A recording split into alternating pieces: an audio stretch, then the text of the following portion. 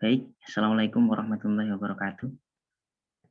Eh, Perkenalkan kami kelompok 10 dengan saya Muhammad Yusri Fahmi dan Mbak Siti Umi Rahmatin. Pada presentasi kelompok kami akan menjelaskan terkait etika pengawasan hakim. Pada pembahasan kali ini, kelompok kami membagi menjadi 4 sub pembahasan. Yang pertama adalah teori pengawasan dan sistem pengawasan hakim. Kemudian kewenangan Komisi Yudisial mengawasi perilaku hakim, dilanjut pengawasan hakim oleh Komisi Yudisial, dan nanti yang terakhir, pembahasan terakhir adalah sanksi terhadap hakim yang diduga melanggar kode etik dan perilaku hakim. Yang pertama kita akan menginjak kepada pembahasan terkait teori pengawasan dan sistem pengawasan hakim. Pertama-tama kita perlu mengetahui arti pengawasan terlebih dahulu teman-teman ya guys ya. Secara etimologi, pengawasan menurut Anton Muhammad Mulyono, kata pengawasan berasal dari kata awas yang berarti penjagaan. Dikenal dalam ilmu manajemen dan ilmu administrasi, kata awas ini menjadi salah satu unsur dalam kegiatan pengelolaan. Hal ini senada dengan yang disampaikan oleh Victor M. Simamorang dan Yusuf Juhir dalam bukunya yang diterbitkan pada tahun 1994, yang menyatakan bahwa pengawasan diuraikan dari segi tata bahasa berasal dari kata awas, sehingga pengawasan diartikan kegiatan mengawasi saja dalam arti melihat sesuatu yang seksama. Kemudian, menurut Slamet Rodianto, menyatakan pengawasan itu dibagi menjadi 2 bagian. Yang pertama adalah menggambarkan wujud dari kegiatan pengawasan.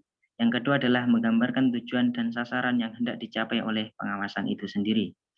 Apabila dicermati secara mendalam, pengertian pengawasan itu meliputi satu, pengawasan itu ditujukan sebagai upaya pengelolaan untuk mencapai hasil dan tujuan. Yang kedua, adanya tolak ukur yang dihasilkan sebagai acuan keberhasilan. Yang ketiga, adanya kegiatan mencocokkan antara hasil yang dicapai dengan tolak ukur yang ditetapkan. Yang keempat, mencegah terjadinya kekeliruan dan menunjukkan cara serta tujuan yang benar. Yang kelima, adanya tindakan koreksi apabila hasil yang dicapai itu tidak sesuai dengan tolak ukur yang dipakai. Dari pembahasan tersebut dapat ditinjau dari sudut pandang waktu pengawasan, dan pengawasan tersebut dapat dibedakan menjadi 2 hal. Yang pertama adalah kontrol a priori.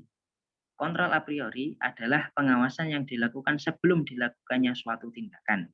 Kontrol ini mengandung unsur pengawasan preventif untuk mencegah atau menghindari terjadinya kekeliruan. Jadi pengawasan misalkan sebelum hakim memutuskan perkara, sebelum hakim menjadi penyidang dalam suatu perkara, ada pengawasan kontrol a priori. Kemudian kontrol a posteriori, yaitu pengawasan yang dilakukan sesudah dilakukannya suatu tindakan. Ya, pengawasannya setelah si hakim ini melakukan suatu perkara. Itu namanya kontrol posteriori. Kemudian ditinjau dari objek pengawasan. Pengawasan itu terbagi atas satu, pengawasan administratif, yaitu pengawasan yang dilaksanakan di bidang yang berfungsi dikategorikan sebagai tugas administratif. Yang kedua adalah pengawasan operatif atau pengawasan yang dilaksanakan pada bidang yang berfungsi melaksanakan pekerjaan operator lah. Kemudian pengawasan dipandang dari aspek yang diawasi. Pengawasan itu dibedakan menjadi satu, pengawasan dari segi hukum atau legalitas. Pengawasan dari segi hukum ini adalah pengawasan yang dimaksudkan untuk menilai segi-segi hukum saja. Kalau pengawasan dari segi kemanfaatan atau opportunity, yaitu pengawasan dari segi kemanfaatan yang dilakukan untuk menilai dari segi kemanfaatannya saja. Ya, manfaatnya bagaimana si hakim ini? Ya, teman-teman bisa mengetahui lah. Berdasarkan perspektif hukum, pengawasan itu dilakukan untuk menilai apakah pelaksanaan tugas dan pekerjaan itu telah dilakukan sesuai dengan norma hukum yang berlaku, dan apakah pencapaian tujuan yang telah ditetapkan itu tercapai tanpa melanggar norma hukum yang berlaku. Pengawasan hakim yang dilakukan oleh Komisi Yudisial dan Mahkamah Agung merupakan amanat konstitusi dan undang-undang. Tujuan pengawasan adalah untuk mengetahui apakah pelaksanaan sesuatu dengan apa yang telah ditetapkan atau tidak, dan untuk mengetahui kesulitan-kesulitan apa saja yang dijumpa oleh para pelaksana agar kemudian diambil langkah perbaikan. Kemudian menginjak kepada pembahasan yang kedua, yakni kewenangan Komisi Yudisial dalam mengawasi perilaku hakim. Seperti yang telah kita ketahui bersama, hakim ini mempunyai hak yang sangat istimewa, yakni independensi. Jadi kalau hakim ini sewenang-wenang, tidak ada yang mengawasi, nanti takutnya ya sewenang-wenang, karena bagaimanapun hakim ini representasi dari Tuhan, representasi tangan Tuhan lah. Jadi kita kalau menyelesaikan hukum paling puncak itu kemana ya, pengadilan, dan di pengadilan itu yang memutuskan adalah hakim. Jadi perlu adanya pengawasan, dan salah satu pengawasnya adalah si Komisi Yudisial atau KY. Pengawasan hakim oleh Komisi Yudisial bertujuan untuk akuntabilitas terhadap kinerja hakim dan institusi Mahkamah Agung, yang mana hal itu merupakan bentuk kontrol terhadap institusi peradilan yang menjadi gagasan atas dilema konsep independensi kekuasaan kehakiman. Adanya prinsip check and balance merupakan kerangka besar untuk menghilangkan resiko kemerdekaan hakim yang berpotensi menimbulkan penyimpangan perilaku dan etika. Perlunya sebuah lembaga pengawasan eksternal selain pengawasan internal yang memantau dan memonitor perilaku para hakim terkait penjatuhan putusan terhadap suatu perkara, tetapi tidak mencampuri materi perkara agar tidak tumbang tindih dengan peradilan banding. Pemikiran itulah yang menginspirasi berdirinya Komisi Yudisial. Gagasan yang melembagakan Komisi Yudisial sebagai lembaga pengawas eksternal merupakan solusi atas tidak efektifnya pengawasan internal yang dilakukan oleh Mahkamah Agung itu sendiri. Jadi hadirnya Komisi Yudisial itu atas keresahan pengawasan terhadap hakim yang kurang sesuai, karena hakim ini yang mengawasi tidak memberikan intervensi terhadap putusan-putusan yang diberlakukan oleh hakim. Yang tepat ya Komisi Yudisial yang kita bahas sekarang ini. Selain dalam rangka menghindari adanya tirani yudikatif akibat independensi kekuasaan kehakiman yang kebablasan, Komisi Yudisial dibentuk dalam rangka proses transformasi lembaga peradilan yang lebih menegaskan cita-cita penegakan hukum dan keadilan sebagai bagian dari agenda reformasi pengadilan. Undang-Undang Dasar 1945 telah mengkonstruksi Komisi Yudisial yang bertugas untuk menjaga dan menegakkan kehormatan, keluhuran martabat, serta perilaku hakim. Secara eksplisit, secara nyata, dapat ditafsirkan bahwa pengawasan Komisi Yudisial terhadap hakim dilakukan dalam konteks upaya preventif dan upaya represif.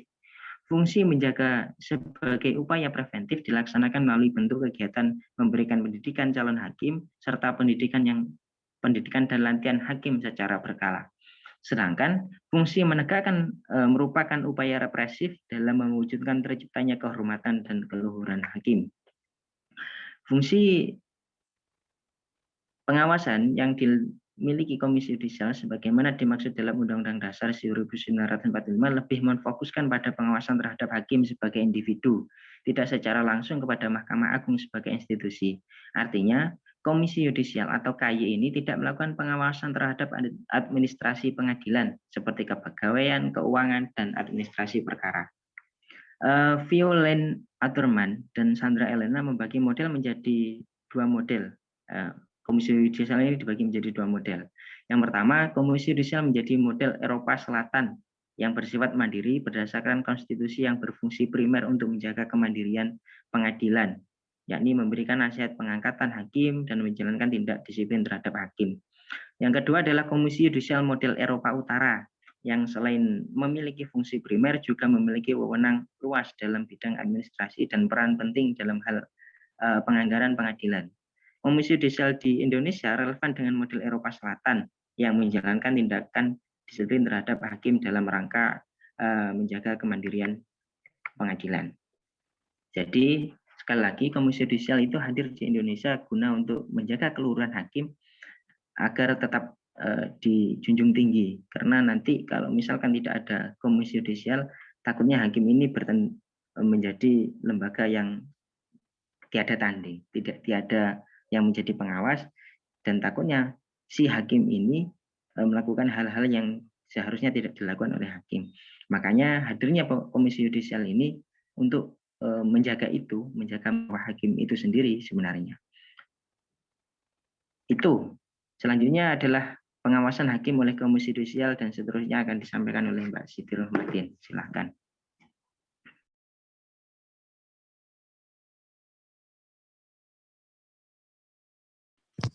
Baik, terima kasih. Langsung saja untuk yang pembahasan yang ketiga, yaitu tentang pengawasan hakim oleh komisi yudisial.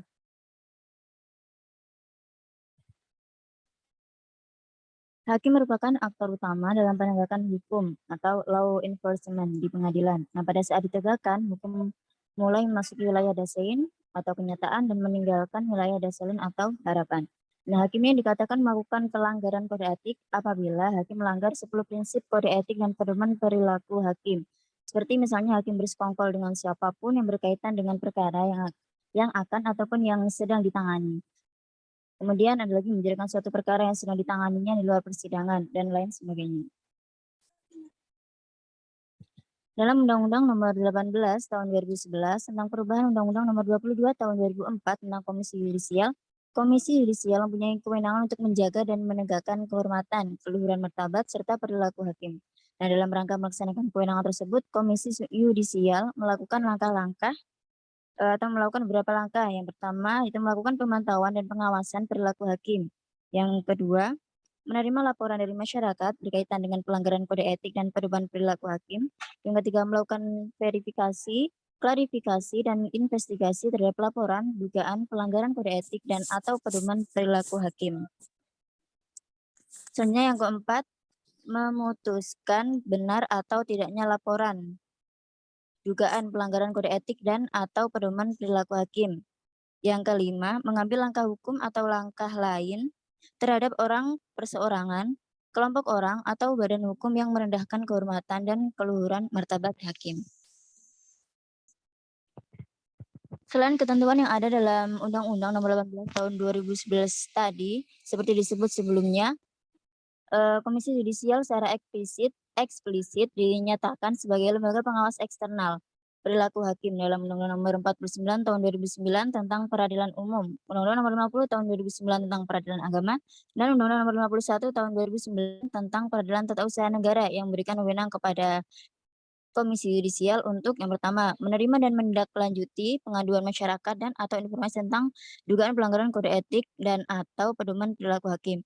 Yang kedua, untuk memeriksa dan memutus dugaan pelanggaran kode etik atau pedoman perilaku hakim. Selanjutnya dapat menghadiri persidangan di pengadilan. Yang keempat, menerima dan menindaklanjuti pengaduan Mahkamah Agung atas dugaan pelanggaran kode etik atau pedoman perilaku hakim. Selanjutnya melakukan verifikasi terhadap pengaduan. Selanjutnya meminta keterangan atau data kepada Mahkamah Agung atau pengadilan.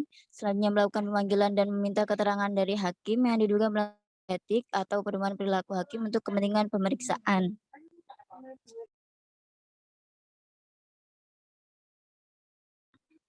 Dan terakhir, menetapkan keputusan berdasarkan hasil pemeriksaan.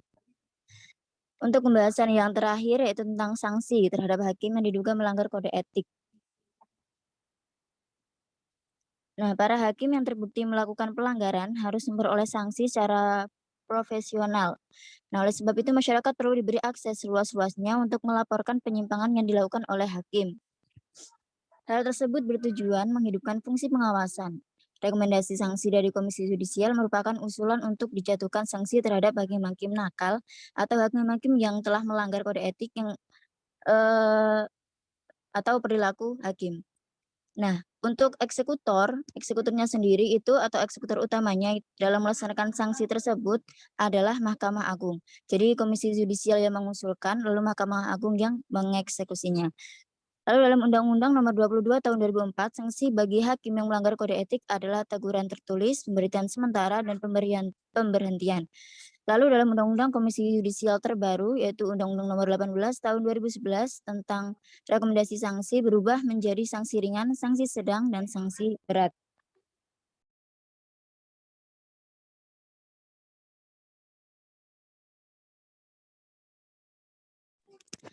Komisi Yudisial dalam menjalankan tugas dan fungsi dan kewenangannya berpedoman kepada kode etik dan perilaku hakim yang disahkan bersama antara Komisi Yudisial dan Mahkamah Agung.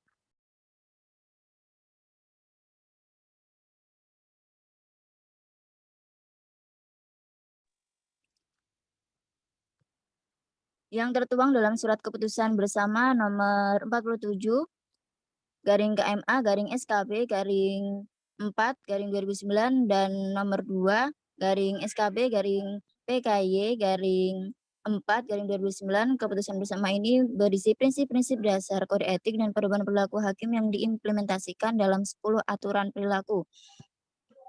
Nah, 10 aturan perilaku tersebut antara lain yang pertama berperilaku adil, yang kedua berperilaku jujur, yang ketiga berperilaku arif dan bijaksana, yang keempat bersikap mandiri, yang kelima berintegritas tinggi, yang keenam bertanggung jawab, yang ketujuh menjunjung tinggi harga diri, yang kedelapan berdisiplin tinggi, yang kesembilan berperilaku rendah hati, dan yang kesepuluh bersikap profesional. Mungkin sekian dari kami. Saya kembalikan ke moderator kelompok 10. Terima kasih. Sekian presentasi dari kelompok 10 terkait etika pengawasan hakim. Silakan teman-teman, kalau ada yang mau ditanyakan terkait materi yang barusan disampaikan, monggo silakan ditanyakan saja. Kami akhiri. Wassalamualaikum warahmatullahi wabarakatuh. Disambung diskusi teman-teman.